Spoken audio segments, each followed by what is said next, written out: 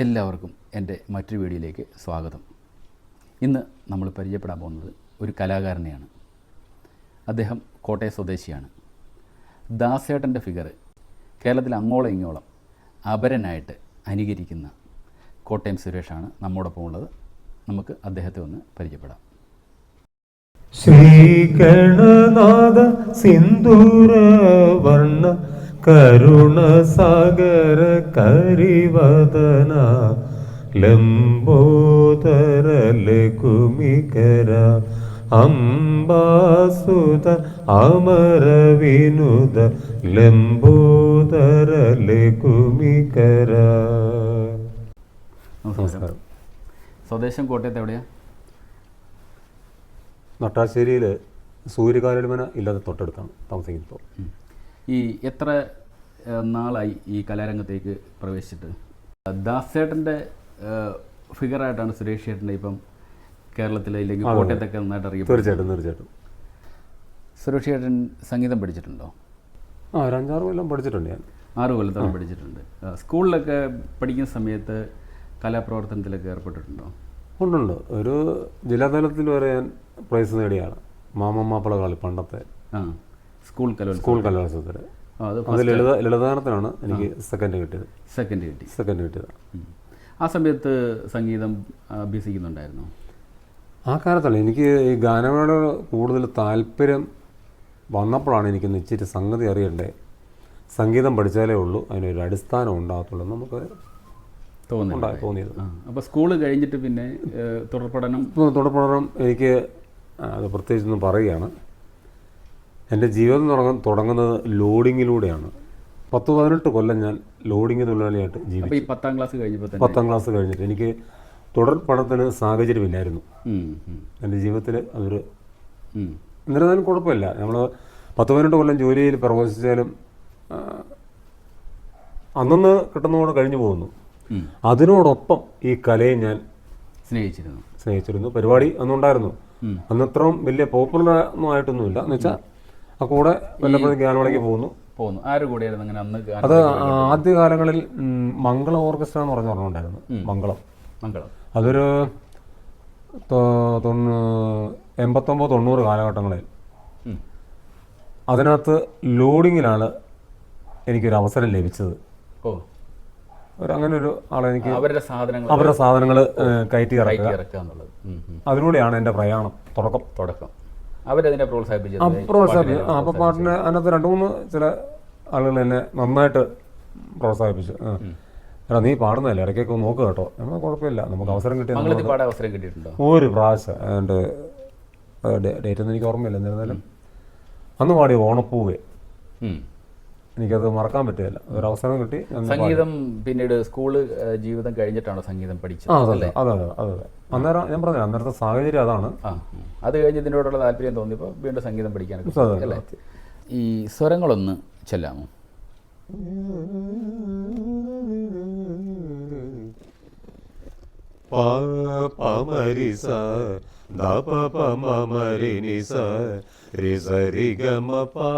സാരിഗമ പാദ പമ പദ പ നീസ പനി സരി സരി മരി സദ പമരി സരിഗമ പ. ഇപ്പം എത്ര സ്റ്റേജുകൾ ചെയ്തിട്ടുണ്ട്? ഒരു 10,500 അടുത്ത് പ്രോഗ്രാം ഞാൻ ചെയ്തിട്ടുണ്ട്. സുരേഷ് ചേട്ടൻ കേരളത്തിന് വെളിയിൽ പ്രോഗ്രാമൊക്കെ അവതരിപ്പിക്കാൻ പോയിട്ടുണ്ടോ? കേരളത്തിന് വെളിയിൽ എന്ന് പറയുമ്പം മുംബൈ, കർണാടക, ഡൽഹിയിലൊക്കെ പ്രോഗ്രാം മലയാളി അസോസിയേഷൻ പരിപാടി ഞാൻ ചെയ്തിട്ടുണ്ട്. ഇന്ത്യക്ക് വെളിയിൽ പ്രോഗ്രാമൊക്കെ അവതരിപ്പിക്കാൻ പോയിട്ടുണ്ടോ? ഇന്ത്യക്ക് വെളിയിൽ ദുബായ്, അബുദാബി, ഷാർജ, അവിടെയെല്ലാം പോയി പ്രോഗ്രാം. അത് മലയാളി അസോസിയേഷൻ പരിപാടി അവാർഡ് നേറ്റിനും ഞാൻ പാടിയിട്ടുണ്ട്. അവിടുത്തെ പ്രോഗ്രാം കഴിയുമ്പോൾ ഉള്ള പ്രതികരണം? അയ്യോ, അത് പറയാൻ പറ്റില്ല. കാരണം ഇവിടുത്തെ മലയാളി കൂടില്ല. അവിടെ നമുക്കിത് നമ്മളെങ്ങനെയാണ് നമ്മളെ പൊന്നു പോലെ നോക്കുന്നത്. സത്യം. അത് ശരി. ദാസേട്ട എന്നല്ലാതെ മുഴുവൻ വിളിക്കുകയില്ല. അപ്പോൾ ഈ അത്രയും രൂപം കിട്ടിയത് കൊണ്ട് തീർച്ചയായിട്ടും അനുഗ്രഹീതനാണ്. ഈ ദാസേട്ടൻ്റെ ഫിഗർ ഒരുപാട് സ്റ്റേജുകൾ ചെയ്തിട്ടുണ്ടോ? ഒരുപാട് സ്റ്റേജ് ചെയ്തിട്ടുണ്ട്. ഉണ്ട്. ചാനലുകളിലൊക്കെ ചാനലുകൾ അത് ഏഷ്യാനെറ്റ്, മഴവിൽ മനോരമ, ഫ്ലവേഴ്സ്, അങ്ങനെ സൂര്യ TV, അങ്ങനെ ഒട്ടുമുക്ക ചാനലിലും ഈ ഫിഗർ കൊണ്ട് ഇപ്പം നമ്മൾ രക്ഷപ്പെട്ടു പോകുന്നുണ്ട്. ഈ ദാസേട്ടൻ്റെ ഫിഗർ കാണിച്ചിട്ട് ഇറങ്ങിക്കഴിയുമ്പോൾ, അല്ലെങ്കിൽ ദാസേട്ടൻ്റെ ഫിഗർ കാണിച്ചിട്ട് വെളിയിലേക്ക് വന്നു കഴിയുമ്പോൾ ആളുകളുടെയൊക്കെ പ്രതികരണം എങ്ങനെയാണ്? അത് വാക്കുകൾക്ക് അതീതമല്ല. നമ്മളെ ദാസേട്ടനാണെന്നും പറഞ്ഞ് ഓരോരുത്തരെ പൊക്കെടുത്തിട്ട് പോകുന്നു. പിന്നെ നിരവധി ഫോട്ടോ എടുക്കാനും എല്ലാവരും ആളുകൾ തടിച്ചു കൂടും. അതൊരു വലിയ അനുഗ്രഹമായിട്ടാണ് എൻ്റെ പോലെ. അതൊന്നും നമുക്ക് വാക്കുകളില്ല പറയാനായിട്ട്. എന്ന് വെച്ചാൽ ഈ ഒരു ഷേപ്പ് കിട്ടിയത് തന്നെ ദൈവാനുഗ്രഹം. കാരണം അദ്ദേഹത്തെ പോലുള്ള ഒരു ലെജൻഡ് ഫെയിം നമുക്ക് ഒരു കിട്ടുക എന്ന് പറഞ്ഞാൽ അതിന് ഒന്നും പറയാനില്ല. ഒരുപാട് പേര് വന്ന് ഫോട്ടോ, ഒത്തിരി പേര് വന്ന് ഫോട്ടോ എടുക്കുന്നുണ്ട്. അയ്യോ, ഞങ്ങളുടെ സ്വന്തം ദാസേട്ടനെ കാണാൻ പറ്റില്ല നമുക്ക്. അപ്പം ഇങ്ങനെ ഒരാളെ കണ്ട് ഫോട്ടോ എടുക്കാൻ പറ്റുന്നത് അതൊരു വലിയൊരു അനുഗ്രഹമായിട്ട്. അതൊരു വലിയൊരു അനുഗ്രഹം. പിന്നെ തീർച്ചയായിട്ടും കഴിഞ്ഞാൽ ആ ഒരു തിരിച്ചറിയാനുള്ള ഒരു ഫിഗർ കിട്ടിയത് അത് സത്യം. അത് എവിടെ ചെന്നാലും ഇപ്പം ചുമ്മാ കവലെ പോയി വെള്ളം വെള്ളിട്ടുന്നാലും ആളുകൾ ഇത് മറ്റേ ആളല്ലേ എന്ന് വരെ ചോദിക്കാറുണ്ട്. ഓ ശരി. അപ്പോൾ ഇതുകൊണ്ട് ഈ ഫിഗർ വെച്ച് എവിടെയെങ്കിലുമൊക്കെ ഉദ്ഘാടനങ്ങളോ അങ്ങനെയുള്ള കാര്യങ്ങളോ മറ്റു പ്രോഗ്രാമുകളോ കിട്ടാറുണ്ട്? ഉണ്ട്. സെലിബ്രിറ്റി, അതായത് ഏഷ്യാനെറ്റിലെ ഒരു പ്രോഗ്രാം കഴിഞ്ഞ ശേഷം എനിക്ക് 2 കട ഉദ്ഘാടനം ചെയ്യാനുള്ള അവസരം കിട്ടി. പ്രധാനമായിട്ട് എങ്ങനെ ഉദ്ഘാടനങ്ങൾ കിട്ടുന്നത്? കൂടുതലും ആനുവലിൻ്റെ, സ്കൂൾ കോളേജ് ഫംഗ്ഷനൊക്കെ നമ്മളെ ഗസ്റ്റായിട്ട് വിളിക്കാറുണ്ട്. ഈ സുരേഷ് ചേട്ടൻ ഇപ്പം ഈ സെലിബ്രിറ്റികളിൽ ഇല്ല ഗായകരിൽ ഏറ്റവും കൂടുതൽ ബന്ധമുള്ളത് ആരുമായിട്ടാണ്? കലാകാരന്മാർ എനിക്ക് അടുപ്പമുള്ള വ്യക്തികളുണ്ട്. അതിൽ ഒരാളെ ഞാൻ എടുത്തു പറയാം, ശ്രീ മർക്കോസ് സാറ്. മർക്കോസ് സാറ്. ഓ, അത് നമുക്ക് ഒരിക്കലും മറക്കില്ല. കാരണം ഒരു ഫോൺ കോൾ അറ്റൻഡ് ചെയ്യുന്നത് വിളിച്ചു കഴിഞ്ഞാൽ അറ്റൻഡ് ചെയ്യും. ഇല്ലെങ്കിൽ നമസ്കാരം, എന്തുണ്ട് എന്നൊക്കെ ചോദിച്ചാൽ തുടങ്ങുന്നത് അദ്ദേഹത്തിൻ്റെ. അത് ഒരിക്കലും നമുക്കത് വിസ്മരിക്കാൻ പറ്റാത്തൊരു വ്യക്തിയല്ലേ? അതെ. ബാക്കി എല്ലാവരും കുറ്റം പറഞ്ഞതല്ല, അവരൊക്കെ ഫോൺ എടുക്കും. പിന്നെ തീർച്ചയായിട്ടും അവരെ നമ്മൾ ബുദ്ധിമുട്ടിക്കുകയല്ല. കാരണം എല്ലാവർക്കും അവരവരെ ഒരു ബിസി വർക്കാണ്. അപ്പം നമ്മളതിനിടയ്ക്ക് ആരെയും ഡിസ്റ്റർബ് ചെയ്യാനൊന്നുമല്ല കേട്ടോ. പക്ഷെ എന്നിരുന്നാലും മർക്കോ സാറിനെ വിളിച്ചാൽ സുരേഷേ, ഞാൻ റെക്കോർഡിങ്ങിലാണ്, ഞാൻ വിളിക്കാം കേട്ടോ എന്ന് പറയും. പിന്നെ സമയമുണ്ടെങ്കിൽ നമുക്ക് ഒരു ഉത്സവത്തിൻ്റെ പ്രതീതിയാണ് അതുമായിട്ടുള്ള സംസാരം. അത് മറക്കാൻ പറ്റുമല്ലോ. അതൊരു അനുഭവം തന്നെ. അപ്പോൾ ഈ പ്രധാനമായിട്ടും നിങ്ങൾക്ക് കിട്ടുന്ന പ്രോഗ്രാമുകൾ എങ്ങനെയുള്ള പ്രോഗ്രാമുകളാണ്? ഗാനമേളയുണ്ട്. ഗാനമേള, ഭക്തിഗാനമേള. അത് ഓർക്കസ്ട്ര വെച്ചാണ്? ഓർക്കസ്ട്ര വെച്ച്. കരോക്കയ്ക്ക് പോകാം. അത് വീടുകളിലെ പ്രോഗ്രാം ഏറ്റവും കൂടുതൽ. കാരണം അതൊരു ചെലവ് ചുരുക്കൽ പദ്ധതിയല്ലേ. അത് കാരണം കരോക്ക മതി കേട്ടോ. അപ്പോൾ ഞങ്ങൾ ഒരു ചെറിയ ടീമായിട്ട് അവിടെ ചെന്ന് കുറേ പ്രോഗ്രാം പാട്ട് പാടുന്നു. അതിന് ട്രൂപ്പിന് വല്ല പേര് വല്ലതും ഉണ്ടോ? നമ്മുടെ സിംഫണി കോട്ടയം എന്നാണ്. സിംഫണി കോട്ടയം ട്രൂപ്പിൻ്റെ പേരല്ലേ? 4 വരി ഒന്ന് പാടാമോ? ഹൃദയ സരസിലേ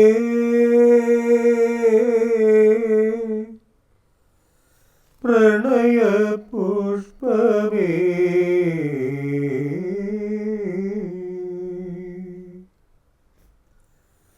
ഹൃദയ സരസിലേ പ്രണയ പുഷ്പമേ ഇനിയും നിൻ കഥ പറയൂ. ഹൃദയ സരസിലേ പ്രണയ പുഷ്പമേ ഇനിയും നിൻ കഥ പറയൂ. അർത്ഥനിമീലിത മിഴികളിലൂറും അശ്രുബിന്ദുവൻ സ്വപ്നബിന്ദുവോ ഹൃദയ സരസിലേ പ്രണയ പുഷ്പമേ ഇനിയും നിൻ കഥ പറയൂ. നീ പറയൂ. ദാസേട്ടൻ സുരേഷ് ചേട്ടൻ്റെ പ്രോഗ്രാം നേരിട്ട് കണ്ടിട്ടുണ്ടോ? എന്തായിരുന്നു പ്രതികരണം? ദാസേട്ടൻ പ്രോഗ്രാം സ്റ്റേജിൻ്റെ ഫ്രണ്ട് ഇരുന്ന് കണ്ടിട്ടുണ്ട്. പുള്ളിയുടെ ഡൂപ്പ് ഞാൻ കാണിക്കുമ്പം എനിക്ക് വേണ്ടി കൊള്ളാം എന്ന് പറഞ്ഞിട്ടുണ്ട് പുള്ളി. സിനിമയിൽ അഭിനയിച്ചിട്ടുണ്ടോ? സിനിമയിൽ അങ്ങനെ ശരിക്കും വേഷമൊന്നും കിട്ടില്ല, പക്ഷേ ഒത്തിരി പടത്തിൽ ഞാൻ അഭിനയിച്ചു, ചെറിയ ചെറിയ ചെറിയ ചെറിയ വേഷങ്ങൾ. വേഷങ്ങളല്ലേ? സീരിയലിൽ അഭിനയിച്ചിട്ടുണ്ടോ? സീരിയല് നല്ല വേഷങ്ങൾ ചെയ്യാൻ ഭാഗ്യം ഉണ്ടായിട്ടുണ്ട്. അതെല്ലാം ഈ താടിയൊക്കെ വെച്ച്, ഈ താടി ഉള്ളതാ വലിയ ഉപകാരം. താടി ഉള്ളതുകൊണ്ട് പൂജാരിയാകാം, ഭട്ടനാകാം, ഭ്രാന്തനാകാം, സന്യാസി, അങ്ങനെ നിരവധി റോളുകളാണ് ഈ മുഖത്തുകൂടെ പോകുന്നത്. അപ്പോൾ അങ്ങനെ ഒരു ഇത് അഭിനയത്തിൻ്റെ ഒരു മേഖലയും കൂടെ ഉണ്ട്. തീർച്ചയായിട്ടും. സീരിയൽ അത് പറയാം, സീരിയലിൽ നമുക്ക് ഉഗ്രം വേഷങ്ങൾ ചെയ്തിട്ടുണ്ട്. നല്ല പ്രശസ്തരായ സംവിധായകരുടെ കൂടെ ചെയ്തിട്ടുണ്ട്. അതൊരു ഭാഗ്യം. പിന്നെ ഇതുകൊണ്ട് ഈ ഫിഗർ കൊണ്ട് കിട്ടുന്നത് തീർച്ചയായിട്ടും. അതെ. ഈ കലാകാരൻ എന്ന നിലയിൽ ഇനി എന്താ സുരേഷ് ചേട്ടൻ്റെ ഒരാഗ്രഹം എന്താണ്? എനിക്ക് വലിയ അംബീഷനാണ് ഒരു സിനിമയിൽ നല്ലൊരു വേഷം ചെയ്യണമെന്നുള്ളത്. അത് വലിയൊരു ആഗ്രഹം എൻ്റെ. അതിനുള്ള നെട്ടോട്ടത്തിൽ ഇപ്പം. അപ്പം ആണല്ലേ? അതെ. അതിൽ ഓഫർ തന്നിട്ടുണ്ടോ? ഓഫർ 2-3 പേര് തന്നിട്ടുണ്ട്. ഞാൻ ഒത്തിരി വാതിലുകൾ മുട്ടുന്നൊരു വ്യക്തിയാണ്. ഈ ചുമ്മാ ഇരിക്കുന്ന ടൈമിൽ ഒത്തിരി സംവിധായകരെല്ലാം വിളിച്ച് കോണ്ടാക്ട് ചെയ്തുകൊണ്ടിരിക്കുന്ന വ്യക്തിയാണ്. അപ്പോൾ എവിടുന്ന് ഒരു ഒരെണ്ണം കിട്ടുമെന്ന് ഓപ്പർച്യൂണിറ്റി എനിക്ക് അറിയാം. കിട്ടും, ദൈവത്തിൻ്റെ ഗ്രൗണ്ട് കിട്ടുമോ എവിടെയെങ്കിലും വെച്ച്. എന്തായാലും അഭിനയം മോഹമുണ്ട്, ഉള്ളിൽ അഭിനയ മോഹമുണ്ട്. പിന്നെ തീർച്ചയായിട്ടും. അപ്പം എന്തായാലും പ്രധാനമായിട്ടും ഉപജീവനം എന്ന് പറയുന്നത് ദാസേട്ടൻ്റെ ഈ ഫിഗർ കാണിച്ചുകൊണ്ട് പാട്ട് പാടി ജീവിക്കുക എന്നുള്ളത്. 4 വരി പാട്ടുകൂടെ പാടാവോ? ചന്ദ്രബിംബം നെഞ്ചിലേറ്റും പുള്ളിമാനേ, ചന്ദ്രബിംബം നെഞ്ചിലേറ്റും പുള്ളിമാനേ, എൻ്റെ നെഞ്ചിൽ തുള്ളി വന്ന എന്തിനാണ്? കാളിദാസൻ കണ്ടെടുത്ത കന്നിമാനേ, കണ്ണിലെൻ്റെ കൊമ്പ് കൊണ്ട് എങ്ങിനാണ്? ഈ വീഡിയോ കാണുന്ന ആർക്കെങ്കിലും ദാസേട്ടൻ്റെ ഫിഗറുള്ള സുരേഷ് ചേട്ടൻ്റെ പ്രോഗ്രാം വേണമെങ്കിൽ വിളിക്കുക. എന്തായാലും സുരേഷ് ചേട്ടന് അഭിനയിക്കാനുള്ളൊരു മോഹം ഉണ്ടെങ്കിലും പാട്ടുപാടിയാണ് പ്രധാനമായിട്ടും ഉപജീവനം ഇപ്പോൾ കഴിഞ്ഞു പോകുന്നത്. തീർച്ചയായിട്ടും ആ പാട്ടിൽ തന്നെ അങ്ങ് മുന്നോട്ട് പോവുക. തീർച്ചയായിട്ടും. കാരണം ഇപ്പം ഒരുപാട് വേദികൾ പാടിയിട്ടുണ്ട്, ഈ 1400ഓളം വേദികൾ പാടിയിട്ടുണ്ട്. ദാസേട്ടൻ്റെ ഒരു ഫിഗറുണ്ട്. അപ്പോൾ അത് വെച്ചിട്ട് ആളുകൾ അങ്ങനെ ഇഷ്ടപ്പെടുന്നുണ്ട്. അപ്പോൾ അതുകൊണ്ട് തന്നെ നല്ല രീതിയിലേക്ക് ആ ഒരു മേഖലയിൽ തന്നെ ഒന്നുകൂടെ നന്നായിട്ട് തന്നെ ശോഭിക്കട്ടെ. അതുപോലെ തന്നെ അഭിനയത്തിൽ ആഗ്രഹമുള്ളതും പൂർത്തീകരിക്കട്ടെ. കോട്ടയം സുരേഷ് എന്ന കലാകാരനെ നമ്മൾ പരിചയപ്പെട്ടു. നമ്മുടെ ദാസേട്ടൻ്റെ ഫിഗർ ചെയ്യുന്ന സുരേഷ് ചേട്ടനെ നിങ്ങൾക്ക് ഇഷ്ടമായി എന്ന് കരുതട്ടെ. അദ്ദേഹത്തിൻ്റെ പ്രോഗ്രാം ആവശ്യമുള്ളവർ വിളിക്കുക. അദ്ദേഹത്തിൻ്റെ നമ്പർ വീഡിയോയ്ക്ക് താഴെ കൊടുത്തേക്കാം. മറ്റൊരു വീഡിയോയിൽ വീണ്ടും കാണാം. എല്ലാവർക്കും നമസ്കാരം. ആരെയും ഭാവഗായകനാക്കും